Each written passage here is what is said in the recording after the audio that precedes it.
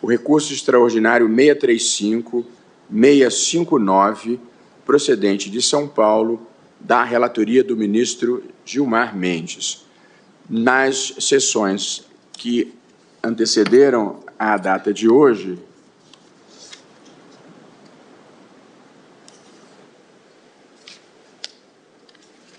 nós chegamos a alguns consensos quanto ao dispositivo, dar provimento ao recurso extraordinário para absolver o acusado por atipicidade da conduta. Nessa parte, penso que a decisão tenha sido unânime. Igualmente, por maioria, entendeu-se que o porte de drogas para consumo pessoal configura ato ilícito, mas não de natureza penal. Conviemos, igualmente, no descontingenciamento dos recursos do Fundo Nacional Antidrogas e que parte desse fundo deve financiar campanhas desestimulando o consumo de drogas. E também, por maioria, conviemos na fixação de uma quantidade que distinga o usuário, ou seja, quem tem aporte para consumo pessoal, de quem atue no tráfico, que aí, por evidente, continua a ser uma infração de natureza criminal. Nós tínhamos 3 manifestações por fixar essa quantidade distintiva em 25 gramas, que era o meu próprio voto, do ministro Zanin e do ministro Cássio Nunes Marques, e por fixar em 60 gramas, que tinha o voto dos ministros Alexandre de Moraes, Gilmar Mendes e Carmen Lúcia. A ministra Rosa também havia votado no sentido da fixação, penso que ainda sem quantidade. Nós havíamos convido, eu já vou passar a palavra ao ministro Gilmar Mendes. Acho que o ministro Gilmar caiu. Vê para mim. O ministro Gilmar Mendes é o relator. Nós havíamos chegado a um acordo interno, que precisa, evidentemente, ser ratificado na sessão pública, de ficarmos a um meio caminho em 40 gramas, que é a quantidade adotada no Uruguai, que é a experiência que nós temos notícia. E sempre lembrando, e é muito importante voltar a esclarecer isso, a discussão sobre ser ou não ser competência do Supremo se pronunciar sobre esse assunto.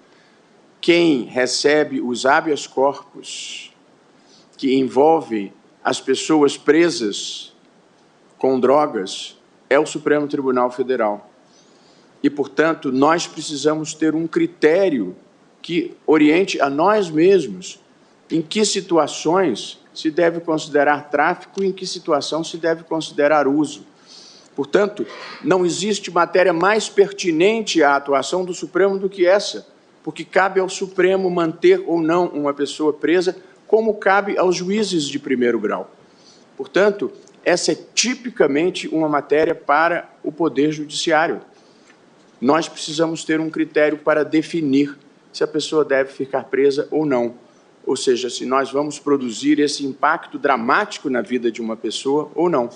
Portanto, não há papel mais importante, talvez, para o Judiciário do que ter um critério para definir se uma pessoa deve ser presa ou não deve ser presa.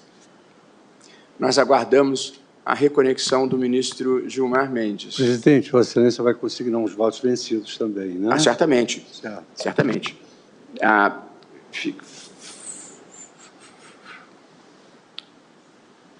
Na questão do provimento do recurso extraordinário, votaram nesse sentido. Portanto, nesses casos, eu estou aguardando o ministro Gilmar, é um caso de repercussão geral. Nos casos em que o Supremo vota repercussão geral, nós decidimos o caso concreto, a relação jurídica subjetiva envolvida, e nós também fixamos uma tese de julgamento.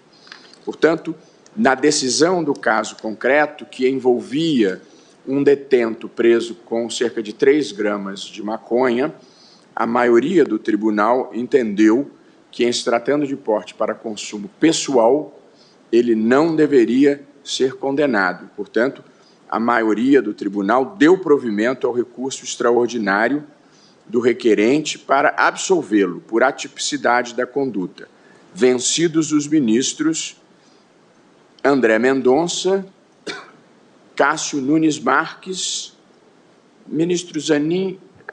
Eu também, senhor presidente, também neguei provimento ao recurso provimento. No caso concreto. Portanto, votaram em sentido divergente os ministros André Mendonça, Nunes Marques e Cristiano Zanin. Nesse particular, ministro Fux, não consta... Vossa Excelência deu provimento também? Neguei. Ah, negou. Então, o ministro Luiz Fux deve ser contabilizado como igualmente divergência, nesse caso. Eu também, né?